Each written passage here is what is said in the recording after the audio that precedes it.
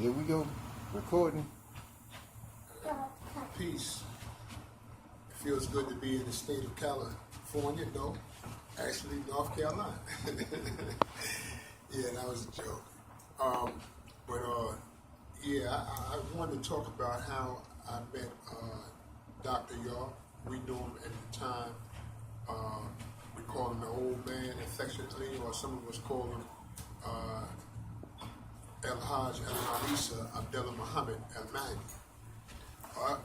I remember seeing these brothers out in Queens, and they had all white robes, and they used to peddle these pamphlets. They called them pamphlets of peace. And I never really was interested in it because I was part of the 5% nation getting ready to go over to Nation of Islam, and I think the only reason why I didn't make the move to the Nation of Islam was because I was still getting high and partying and smoking cigarettes, and I knew they were strict. And this is like in the early 70s, 71, 72. And so I was still partying, doing my thing. And I remember one of the brothers showed me a book. It was called The Sons of Canaan. And it showed a baby with a tail, right? And it talked about how the Canaanites were white people and how they came by a curse. So that book caught my attention, and I started reading it. And I like what I read in it because as being a part of the 5% nation, we knew about pig, the cat, rat, and the dog. So it kind of broke it down, a little thoroughly. But then in the back, they had other books that they were selling. So I saw this book that caught my eye was Christ really crucified? So I said, was Christ really crucified? Of course he was, So I was on the hunt for that book. So I went back up to Jamaica Avenue. I ain't seen none of them brothers. So I saw one brother coming down the block. He had on white. Now, come to find out later on, he was a Sunni brother, but I thought all Orthodox Muslims were the same thing. So anyway, long story short, I stopped him and asked him about that book. And he was like, nah, but I get you some hadiths in the Quran. I said, okay, so I'm, being friendly. Now, the whole time, he was trying not to get me to go down there because everybody was against, the Ansar Allah community at that time. So he said, man, brother, it's crazy, blah, blah, blah. So the more he tried to dissuade me from going down there, I wound up going down to the question and answer class. So the first time I went down there, I seen y'all. I didn't know it was him because he didn't look like the picture. You see him with the turban on, and he got the cane. I didn't see him like that. He had a regular kufi on. So, but when he was talking, I said, "This brother, he's powerful." So I asked him after the meeting. I said, "Are you that brother in the picture?" He started laughing. He said, "Yeah, I am. I like to think I am." He said, "So we have classes down here during the week." So they had doctrine classes twice a week, and they had Arabic classes. So I started coming to the classes, right? And I started learning more. And so, but at the same time, I was still partying. I would get high, and so this one particular night, I went down to the class, and I was leaving the class to meet this girl. And we partied together all the time. We was hustling. That's my hustle partner. And we was going to this club in Manhattan called the Club Le Montaigne. Now, I used to work there. My brother was a DJ, so we get in free. So it was a spot to dance, right? So while we going there, we get off the train and we walking down Fifth Avenue. And as we get ready to go across the street to go down in the club, I looked across the street and I seen these brothers. I said, man, they look familiar. And as I got a little closer, I said, wait a minute. I'm saying this in my mind. I'm saying these brothers are the brothers in the white jalabias on, but they got on suits. I said, oh man, they phony. I said, man, these is hypocrites, man. I said, that's what they do. So I'm saying this to myself. I'm messed up now. So I go across the street and we get ready to go downstairs because it didn't open yet. So one of the brothers was coming upstairs and said, man, don't go by the bar and get no drink. And I'm looking at him like, you telling me not to go by the bar and get a drink? you shouldn't even be in here. You got a suit on. You know what I'm saying? So I was messed up. So the girl, she looked at me. She didn't say nothing. So we go downstairs and we go like on the dance floor, but they had the curtain up. So I seen Imam Isa. He had a suit on. I'm saying, I was messed up. I said, man, this whole thing is, they phony. They taking everybody's money and they come to party. So he seen me messed up. So when he finished talking to whoever he was talking with, he came to our table. So he started explaining to me how when he went to Egypt, singing the Adhan, he found out he had a voice. Then he started telling me about this group called Passion, where they go around in different schools and different states, and they promote the doctrine by way of the music. He said if Martin Luther King had a voice, he would have attracted more people to his movement. The only people that listened to his movement were people that were interested in his philosophy. So I felt better after he told me that. So when the place opened, me and the sister, right, we started hustling. That was my hustle partner. We was turning it out, right? And then it was a Thursday night. So the next day, was Juma. So all Muslims go to Juma on Friday. So I go to Juma, and then after Juma, his chauffeur came up to me and gave me a car and said, listen, man, old man want to see you in the studio. I said, studio? I said, they got a studio here? I don't know none of this. I'm just thinking it's all like a religious, high, holy, and mighty type thing. So I go up to the studio, and he say to me, he want me to choreograph for them because he seen the way we was dancing. So he asked me if I would choreograph, and I said, of course. During this time now, Wendell Sawyer, who used to be with Blue Magic, came over to sing with Passion. He sang with Passion for a year. So I did the choreographing and I did the special effect lighting.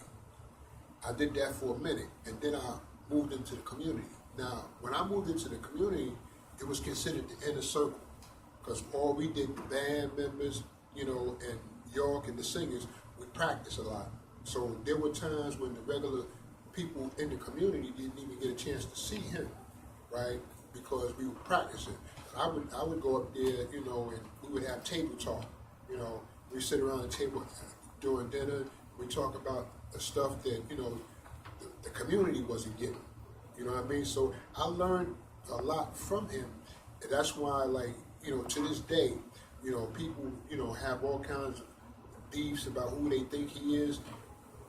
Whoever he is, he's special.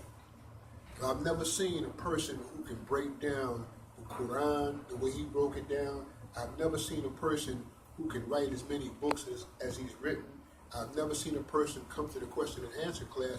You ask him any question and he take you the verse, chapter, and break it down for you. Now, to me, I was taken aback. Now, mind you, when I moved into the community, we only had 3 buildings. We went from 3 buildings to about 20 buildings, all up and down Bushwick Avenue. We had stores, a laundromat.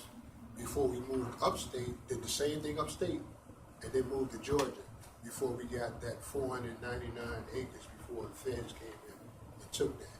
You know what I mean? But whatever they say he did, I'm not caught up into that. I'm about the information. The information to me is valid. And anytime you have a black man, that's ready to disseminate information that's going to save our people, they're always, on the FBI, the CIA's register. They're going to wipe you out. If they don't assassinate you, they're gonna make it, to where you disrespect them because, you're going to take him off his pedestal. So I learned that early on, but I respect him immensely. And for me, I'm always going to consider myself an Ansar. We were Nubian Islamic Hebrews, and going through that school, we went through the school of Hebrewism, went through the school of being a Nuwapian Moor. You know what I'm saying? Yeah, we call ourselves a Do I be more? Because when we say more, we say more in the sense that, like, not in the religious sense, but in the sense that, like, when those Africans went into Spain, the Spaniards on the other side, they call them Moreno, but Moreno, doesn't mean black like negra. It means the state that God was in before he put on the light. Because God was always in a state of darkness. If you read the scriptures, it tell you God lives in a state of darkness because there was darkness before there was light. Mm-hmm. See, if we turn off all these lights in here and we talking and I can't see you, I can't judge you because I can't see you. I don't see the color of your skin. I don't see how tall you are. You understand? So there's no biases. But the moment the light come on, that's the chaos. Now I'm looking at you, I see a difference. Oh man, look at that brother, he tall. He got dreadlocks. That brother, he was short. This brother 7 feet tall. All the biases set in when the light come on. You understand? So in the darkness is where God always brought. Even to come here on this earth plane that subdivides to the 7th subdivision, God is in darkness because he's in you. He's in you. Darkness. You understand what I'm saying? But never revealing himself to the populace.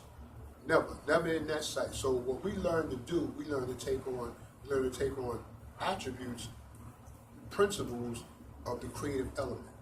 I learned that firsthand coming through, because we used to say, well, because especially when we moved into Nuwapo, we used to say, well, why people call so many gods? Why are there so many gods? Well, they're not gods, they're principles. They're the real principles. And if we can look at it like that, then we'll understand. Same way in Islam. In Islam, you have 99 attributes of Allah subhanahu wa ta'ala. You say the first one is Ar-Rahman, Ar-Rahim, Al-Maliku, Al-Qadusu, Al-Salamu, Al-Mu'minu, Al-Muhaiminu, Al-Azizu. These are parts, and these attributes are just different ways that you look at the Creator. And like when I was calling myself a Nubian Islamic Hebrew, my attribute was Abdul Aziz. So I was the servant of the Mighty One, because the Most High is mighty. He's merciful. He's beneficent. He's all those things. So, but now, we have to understand that there was a time period. There was a time period that the name of Allah didn't exist. It didn't exist. Because we're talking about the Prophet Muhammad, right, who lived in the Arabian Peninsula, who was born in 570 AD. His father, right, worshiped a god by the name of Alet, right? And she was a female deity, because they practiced what they call a matriarchal system. We always had a matriarchal system. It's always the woman. The patriarchal system we got from the Europeans. It's like saying, your father, grandfather can tell you something. You say, yeah. You take it with a grain of sand. But you go out and get ready to fight somebody and let your old grandmother, 90 years old, come out there. She can't hardly walk. She said, boy, bring your behind in here. And you're going to listen to your grandmother. You're going to listen to her because she's the matriarch. And we've always had that system in our bloodline for years. You understand? So, and coming through those transitions, there were things that we learned because he took us through those schools. And one of the schools that I remember going through, because at one point we went through the school of Hebrew is what we call it Mosesism. Because you have brothers who are saying that they represent the Hebrew nation. Well, if you read the scriptures, that would be impossible. That'd be impossible for a brother to call himself a Hebrew Israelite today. And the reason for that is real simple. If you read the scriptures, it says that Solomon had a beef with his brother Adonijah. Adonijah went south and he went south and he set up what you call it, the flashes. He went south. Solomon went north to set up Judea. Now, what happened when he went north, he went against all the commandments that God told Abraham, don't mix your seed with the accursed Canaanites, the Assyrians. So as soon as he got up there, he went buck wild. He started mixing his seed. And that was the covenant that was given to Abraham. When I give you the land of Canaan as a possession, do not mix your seed with none of them. It was mixing their seed. They was mixing their seed. So now when Adonijah went south, that remnant of the tribe of Judah is who Isa, the Messiah, was looking for. He said, I'm only coming for the lost sheep of the house of Israel only. The lost sheep of the house of Israel was the tribe of Judah. Now, when you think about it, right? All your prophets, all of them, came out of Levi. Levi was your law-given tribe. All of them came out of Levi. Now, because they mixed their seed to the point that they weren't pure anymore, when Isa, Ibn Mary, when he came, he didn't come from Levi. He came from Judah because that was the only pure remaining tribe. So that's one of the reasons why they said you ain't who you are, because you ain't come from Levi. No, he couldn't come from Levi because Levi was tainted. You understand? So he had to come from Judah. Right? So now when you read in Kings, they talk about there were 7,000 men that didn't bow their knee to Baal. Right? But they understood that anyone that would ever leave that hillside village could no longer be considered an Israelite or what they call a Phalashian, because if you would leave that village, you would have to mix your seed with somebody other than an Israelite. So technically, and if you read in Kings, it said that he removed Israel out of his sight. There was none left. So when brothers today are talking about that they're Israelites, to me they're misinformed. They're misinformed because either someone taught them the scriptures wrong, or they're hoping that the Israel still exists. But you just have to take it to what God said to Abraham. Don't mix your seed. As a matter of fact, when Abraham came into the land of milk and honey, he sent his servants back to Ur of Chaldea to his people to get a wife for Ishmael. And he said, he's not going to, allow them to defile, that bloodline. So now, when we get into that, right, we have to consider, how much of the text do you believe? Some people say, "Oh no, we don't go by that no more. We go by the New Testament." We're saying the Tanakh, or the Septuagint, that don't count no more. That don't count no more. You understand? Because because they come up with this new school ideology where they say now they can eat pork. They could do all these things. They say, because we're not under the law no more, we're under grace. Because Jesus came to fulfill the law, right?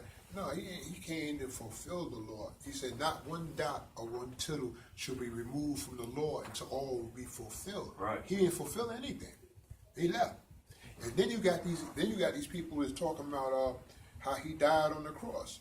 And I say he never died on the cross. Impossibility. See, because like one of the things that we miss is that in the Last Supper, supposedly the Last Supper, if you want to believe in Jesus, he said, "There's one amongst me that's gonna deny me, right? And the cock is gonna crow."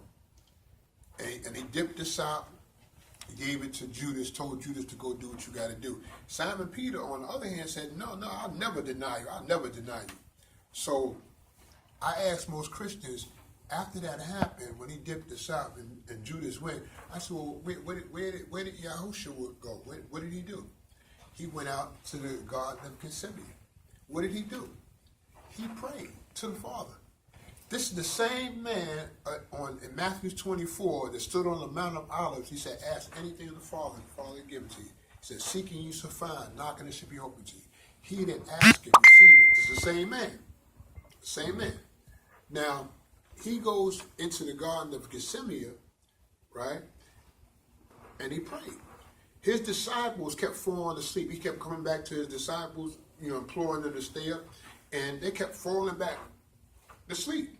So they never seen the angel come and strengthen him with the Holy Spirit. So now, mind you, when Judas go to get these men, he didn't get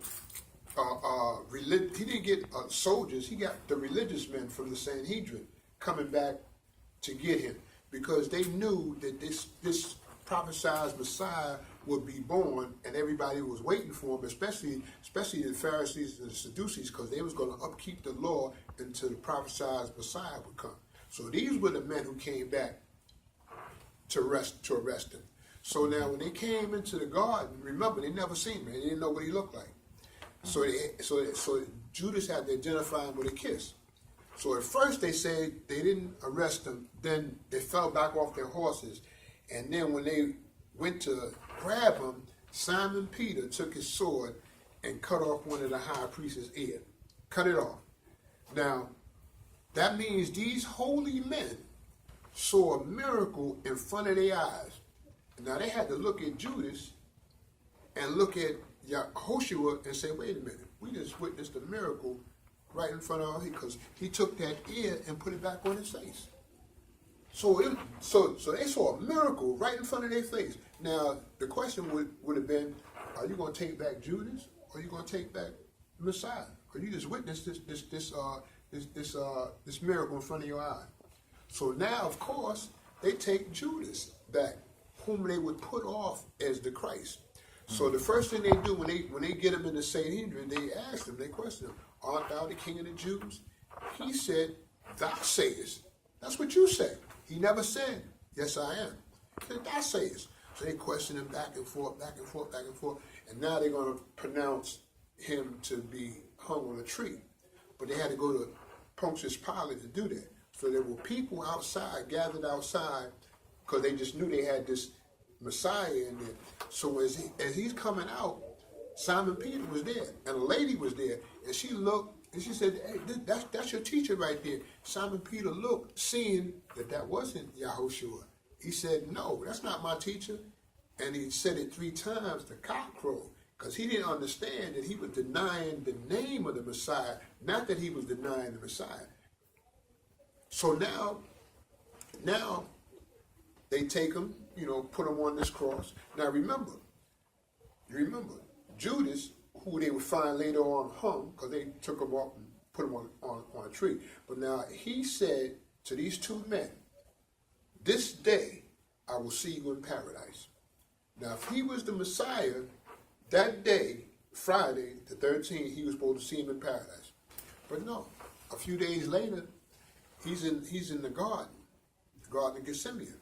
And he's having a conversation with Mary Magdalene, who he married, who she knew him because he saved her from being, when they started throwing the rocks at him. Right? So now she crying, and he say to her, woman, why weepest thou?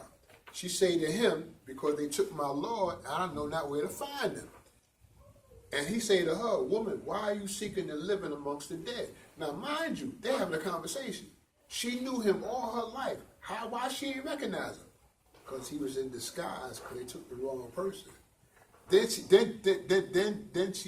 when she realized who he was, she said to him, Rabboni, which is to say, my Lord. Then he told her to go back and tell them, I have not yet risen. Touch me now. Touch me. I have, you understand? So because he knew they took the wrong person, so he had to be in disguise to keep it moving.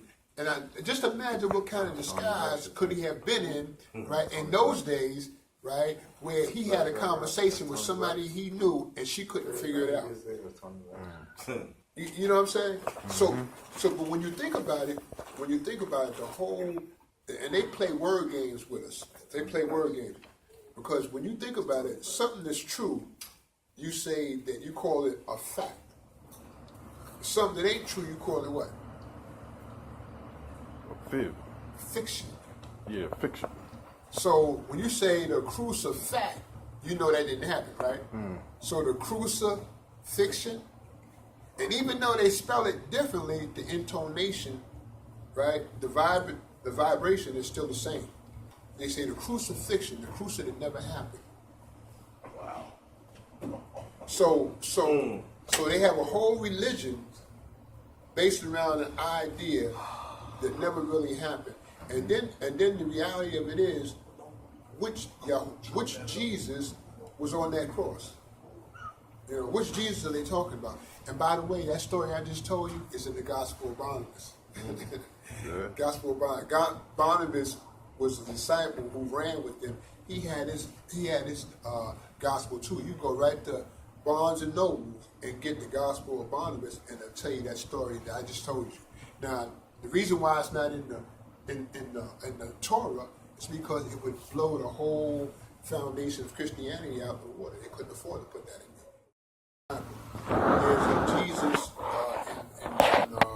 in John's 1:27. They talk about Jesus, who was talking about Mary, who was born married to the carpenter, and there's that Jesus, right, who fled into Egypt to hide from King Herod. Then there's Jesus Justice that's in Colossians 4:11, right? And then there's Simon Bar Jesus. Now Simon Bar Jesus is in Acts 13. Now when you see in Hebrew, when you say Bar means son of. So you're talking about Simon, the son of Jesus.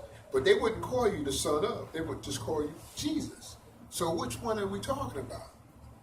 You understand? But now they play tricks with the scriptures, because when you translate it, they're using a lowercase j for Jesus Justice and Simon Bar Jesus, and a regular uppercase G for the person that they want you to think is the Messiah. But in Hebrew, there's no upper or lowercase letters. One of those J's back then anyway was wide. It was no, it was Yahushua. It was no letter J back then. No letter J's. J's came in the 16th century. So you couldn't have said it Jesus. You couldn't have said John. You couldn't have said Jacob. Yakub. Yahshua. That's right. So you know, they play us with events that never happened. And until we get our people to the point where we can pull them, you know, out of that, you know, belief system, because, you know, we're not supposed to be believers. And if we want to follow what the Messiah talked about, he said, ye shall know the truth. No. And the truth shall set you free. He didn't say believe the truth. He said you got to know the truth. That's right. You know, you can believe anything. I can believe there's a dude out there outside right now. He got a red baseball cap on, and I can believe it all day long. But until I get up and go outside and look and check, and there might not be nobody out there at all. But I done moved from belief to knowing. So, could you break down the tree of knowledge? You know, the Bible will talk about the tree of knowledge. That's where the curse came. They ate from the tree of knowledge. Yeah, the tree of knowledge. And you know what? When during that scene, right, there were many gods in that garden, because we're using the word Elohim. And Elohim is a plural. Plural. Elohim plural. That means three or more, because dual is two, right? So now the tree of knowledge, right, of good and evil, was actually the thing that allowed them to differentiate between what was righteous and what was unrighteous. In other words, because the story was that there was an experiment waiting to happen. Right? Now, everything that the so-called devil told them, the so-called devil, Pappas, he said, it was true.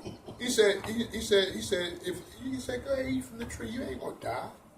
Your eyes are gonna open. And guess what happened? They didn't die, and their eyes opened. You understand?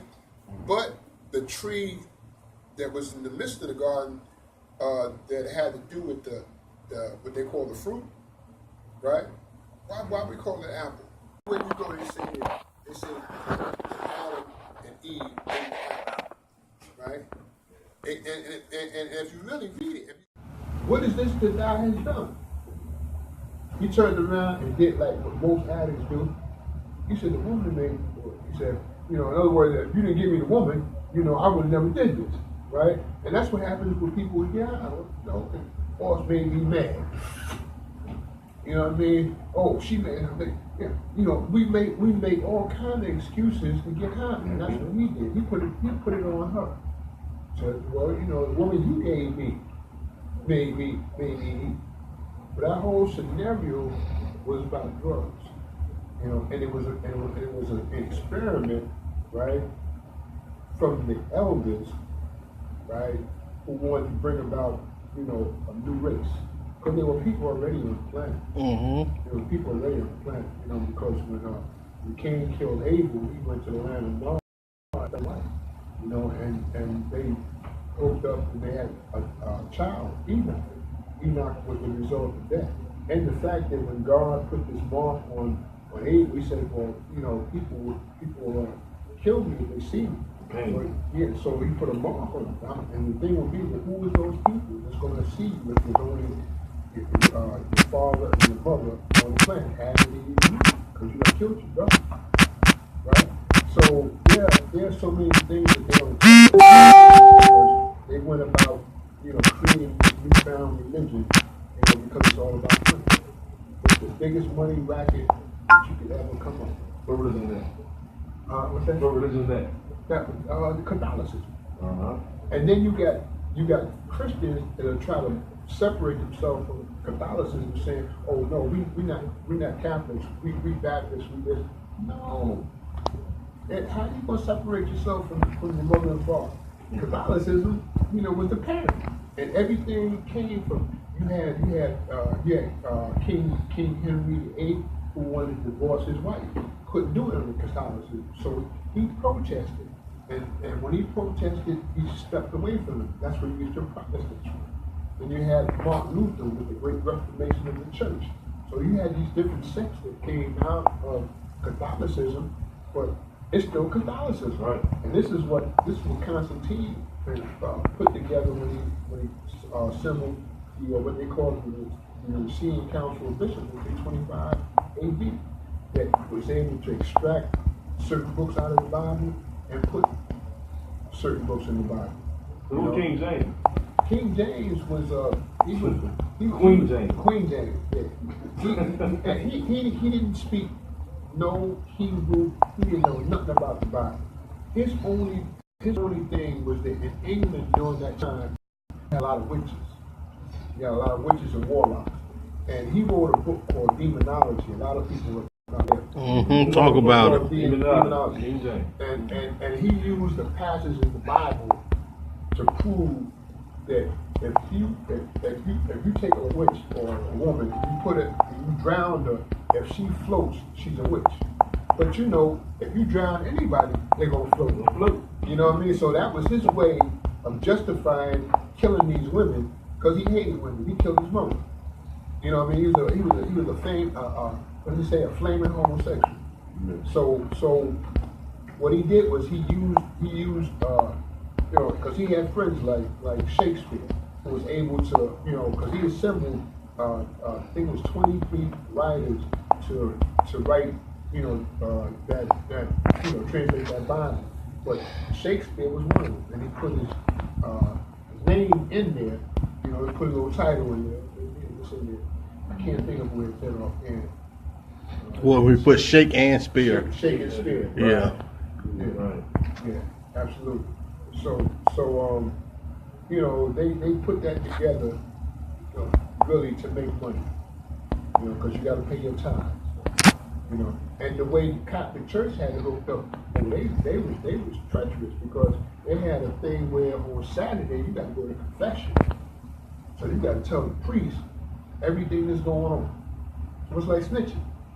So you go to confession on Saturday, and the priest will forgive you of all your sins, but at the same time, he brings it back to the Pope, and he's alerting the Pope, this is going down over here. they was treacherous. They was killing each other like that. You know what I mean? And they still have to this day. To this day, we have confession on Saturday. You know what I mean? And he want to know what's going on. He want to know what's going on in the municipality because I want some of that money. Okay. It's a deep thing. So, Solomon Temple. what's that? Solomon Temple. Oh, Solomon's Temple. Solomon's Temple. And you talking about you? Read the secret. Black man. Got hit in the head, you know, and wound up, you know, in the North Country, you know, hit across the chest, you know, in your heart, so you lost the love of your people. You know what I'm saying? You know, you're the harem of death. You know, you're the assault. You know, and the reality of it is, you know, we knew that from the beginning, but they never taught us that because, you know, the Scottish Rite and York Rite, you know, they never accepted, you know, the black man, and then to just recently because they wanted to give Prince Hall. They said, go to Prince Hall. Mm-hmm. And how do you go as a black man to ask a European for a child to do something that you have been doing for countless thousands of years? Preach. As an initiation. This is what we did. You know what I mean? And we didn't have things that were secret. There were things that were sacred. You understand? But there were things that they just didn't understand. They couldn't have understood it because even when you have after you come out of the Blue House, you know, or even after you come out of your Scottish Rite, and you want to come into the shrine. When you want to come to the shrine, then you have to bear witness by your greeting, because your greeting is what? Assalamu alaikum.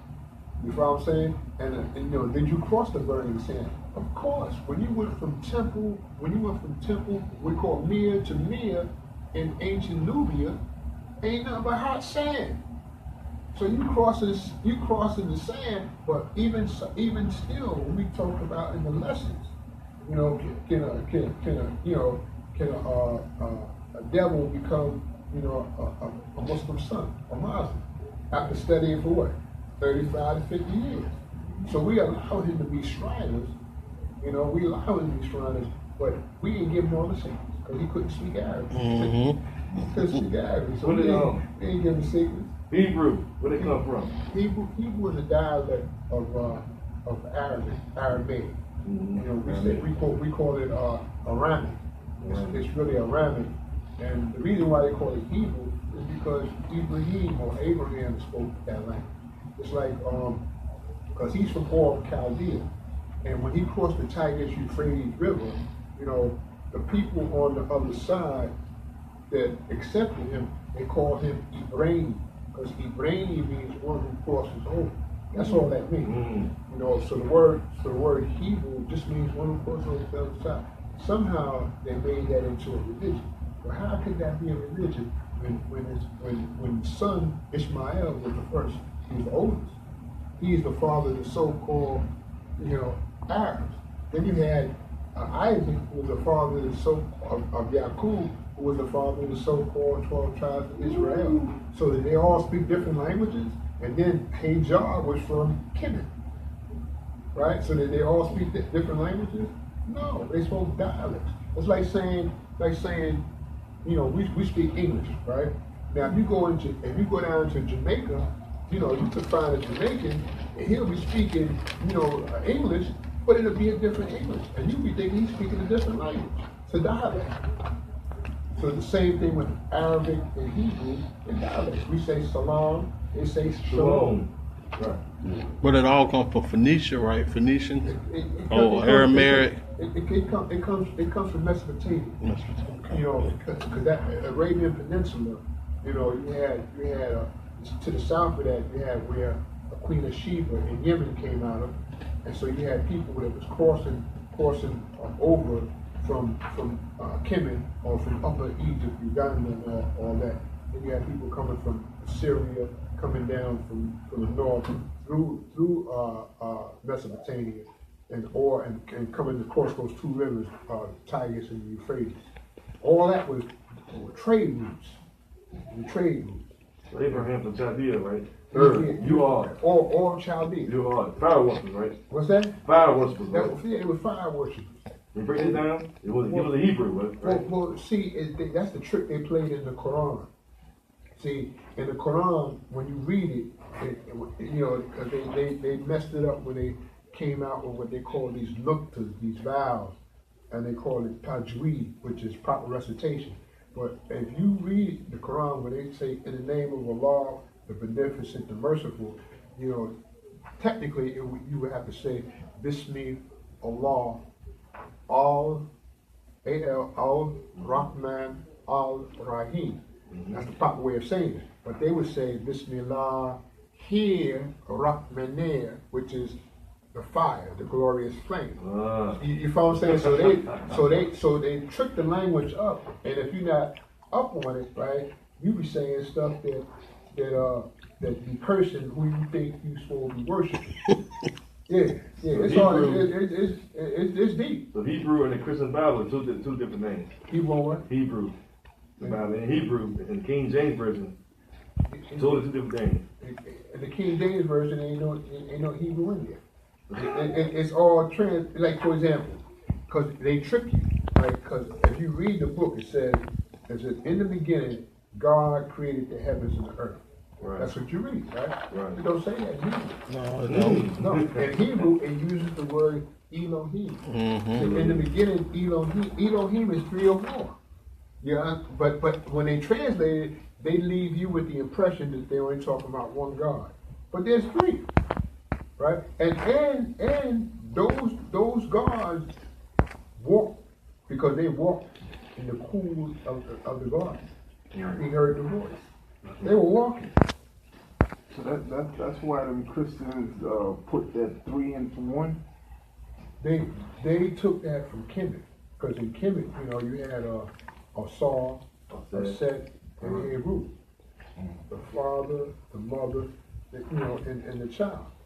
They knocked the woman off. When they took the woman off the matriarchal pedestal, and they put the what they call the Holy Ghost in there. They did away with the woman. So when they say the 3 and the 1, right? They're saying it's Jesus, God, and the Holy Spirit, but it can't be. Because if you listen to Jesus, right? He say that my Father is greater than I. And then who was he praying to? When he said, our Father, my Father, your Father, when he stood on the Mount of Olives, he said, our Father, where was his Father? In heaven. Where was he at?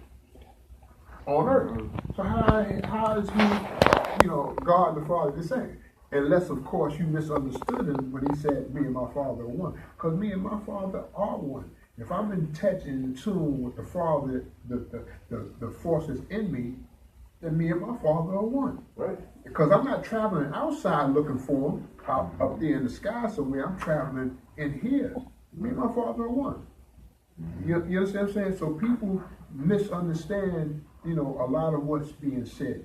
Just like they say, well, he brought back Lazarus, from the dead, right?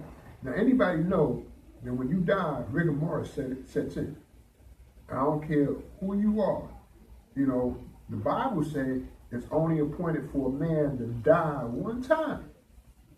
Right? That's what the Bible says. So that means Lazarus got to be walking somewhere on this planet if Jesus brought him back to life. He can't die twice. Got only one time to this. So now either that was a ritual that they were talking about, raising them to living perpendicular, grabbing them with the lion's paw. You see what I'm saying? So they had certain mystical schools, right, to teach this that was passed down from mouth to ear, father to son. You know what I mean? We've always had that. And now miraculously today, we want to go to England and get a charter from a Johnny-come-lately European. That's crazy. I got a question. Are you familiar with the Mesopotamian myths when they talk about how before we even came here, how the gods was Anunnaki? Yeah, well, not exactly the Anunnaki, but I don't call it that. But it's the Mesopotamian story where they talk about how Allah and Yahweh, they was all gods, they were the lesser deities, and then they had a war with maybe it's Anunnaki, I don't consider that. But when they had the war up there in heaven, Yeah. and then it breaks down. Are you familiar with that? Yeah, they're talking about that's the Anunnaki. That story was put together by this guy Zachariah Sitchin. He had the War of the Gods. Mm-hmm. He's the one that had the 10th planet X. Mm-hmm. He talks about because even in the Bible it says that there was a war with Michael and his angels fought against Lucifer, and that's all they tell you. They don't tell you all the details, but it's in that chronicle, the War of the Gods. But they talk about Enki and Enlil. Yeah. Yeah. Enki and Enlil. Yeah, that's the way it works. They had names. What do you think about the only way you get to the father is through the son? They came out of Egypt, right? In Kemet. Yeah. If you look at the judgment scene in the Hall of Judgment, right, you see a Saul sitting on the throne on the square, right, and you'll see one of the workers in that hall will bring the person to the scales of Ma'at, right, to have his heart weighed against the feather. Now, if he or she makes it through, then that Ammon is not going to eat that person alive. So at that point, now Heru takes the person, right, to his father, right, which is a Saul, right. So when the phrase "no man cometh to the Father but through the Son," that's talking about, and you can see that in the judgment scene. That's dug in the cement, 5 inches deep, metal some 10 inches deep. That whole story about Heru bringing you to the Father, which is a Saul. How old is that? Oh, that's Way before King James. Oh, that's thousands of years before. Judaism and all the crazy. Yeah, thousands of years before Jesus was around. Might be millions. Yeah, it could be millions. Yeah, they can't time. They don't know the time limit on that. See, when you think about it, right? When you think about it, time in ancient Kemet is based off the precession of the equinoxes, right? The precession of the equinoxes, meaning that it takes 26,000 years to go around. Now, mind you, it go around 26,000 years. And we on the planet for the first time. We don't know that that's a pattern, right? How many times we had to watch it? But we taking notes, we pass it down, and then it happens again. We say, "Oh man, that happened!" Like you look at the notes, and now we're talking about it's 52,000 years, right? This is pre-dynastic. Then we say it happened a third time. We say, "Oh, we got something going here now," right? So we're talking about at least 80,000 years, right, pre-dynastic, before we can even recognize the planet, the pattern that was going on. That's how long we've been here. Even longer than that. And if you look at the royal papyrus of Turin, Turin, right? If you look at that, they talk about a period when the gods, they call them demigods, walked the earth. Ptah, Shu, Geb, where they walked the earth. And then you had the children, who was a Saul set, right? Who, had a certain period, like, and they got these, this group called the Haru something. I can't think of the last name, but they ruled for like 10,000 years. So we've been here countless thousands of years. Can't even put a time on it.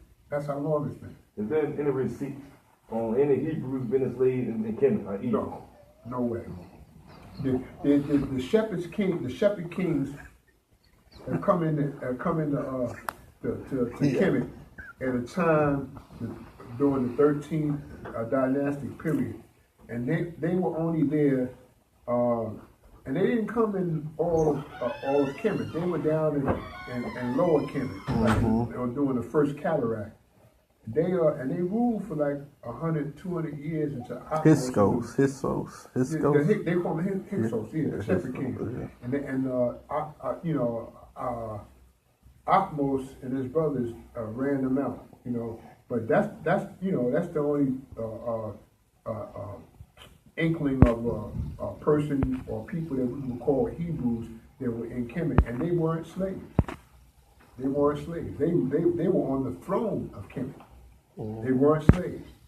You know what I'm saying? So the Jews being enslaved for 430 years, that's Hollywood. That's Hollywood. It had nothing to do with reality. Trust me, nothing to do with reality. We were a people that we were literate. We were literate.